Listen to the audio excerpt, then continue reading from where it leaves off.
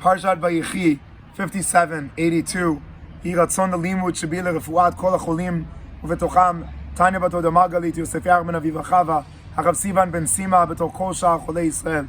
And for the birthday of the transition from the first 60 to the next 60 of Mori Rabbi Reb Michael, that is also known in my books as the 8th Lubavitcher Rebbe. We go into this parsha and we see Yaakov Avinu in his last action. The last action is that he collects all the Shvatim. And what he does is he gives each and every one individually a specific bracha. This is not only with Yaakov Avinu, also with Moshe Rabbeinu. When he ends his life, at the end of Sefer Dvarim, it says, V'zot ha-bracha asher berach Moshe. He ends with the bracha. So we want to base this concept on a question asked by Moreinu v'Rabbeinu Reb Max Manis. The question for this week's Parsha is that there's a halacha that we're supposed to make 100 brachas in a day. And we're wondering what's so important about this. What's so significant about a bracha that we should be making 100 of them in a day, and how does it connect to the Parsha? Max, no doubt, one of the best questions ever. Not only do we see the fact that Yaakov and Moshe make a bracha, but every single one of us individually make 100 brachot a day. Not only this, but the prerequisite for all of our actions are a bracha. And obviously we could speak about this for years and years and years, but let's try to give one insight into what is the idea of a bracha.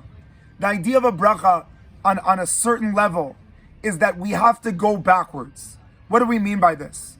When we look at, for example, a apple, and we say borei pri ha'etz, so the apple is what's in the present, and that's what we see. But the bracha is that we have to link ourselves through our minds backwards, and we have to recognize that it's coming from a tree, and we have to learn that there's something more than what the eye meets. We meet an apple, but it used to be a flower. Before that, it was a branch. Then it was a tree. It used to be under the ground. And we're learning that there's something going on behind the scenes. And what happens when we're making a bracha? We're demanding of ourselves to use our minds not to drive forward, but to go in reverse. Many people use their mind to get another degree. They use their mind to figure out how they could up someone else, how they could be on a higher level, how they could be more intellectual, more capable, more able to do things that no one else can do. But we use our mind, least core in Judaism. The goal of our learning is to reconnect us to the past, to bring us back to Har Sinai. The bracha is to bring us back to the first thing that Hashem said to man, which was Vayivarech Elokim et Adam. The bracha is about using our mind to go backwards, to look at the world and ask ourselves not what is there, but why is it there? When we see a person asking for tzedakah, not to think that they want a coin, but they want a friend, because when they're sitting there, there's something bigger to that story than just the coin that they're looking for. And Yaakov Avinu, in the end of his life, what he's saying to Am Yisrael in Egypt, is that they're going to look and they're going to see nothing. There is no more nevuah left. Hashem is missing. Hashem is not talking anymore. There's no clarity. And we're all lost. We're all not knowing where to go and what to do.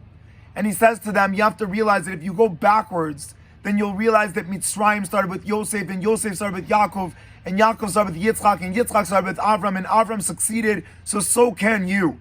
And that's why the parsha starts with Vayechi Yaakov be'eretz Mitzrayim. That if you look at something, the worst experience in the world like Egypt, that everything is taken away, you could Vayechi if you're connected to the world of a bracha, the world of knowing that there's so much more behind the scenes, there's so much more on our shoulders. We are the link to everything that happened before us, and we have to enjoy that, we have to embrace that, and we have to elevate that. And so the bracha is to live the bracha, that we go into the end of Sefer Breshit, that started with the letter Bet, which is for the concept of a bracha, a sefer that gave us the totality of our past, and to realize that when we end off this sefer, we have to realize the beauty of what it means to be linked to something that's bigger than you, to feel that humility that no matter how much I grow here, there's so much more before me, and that's what's going to give me my happiness. That's what's going to give me my simcha. Shabbat shalom.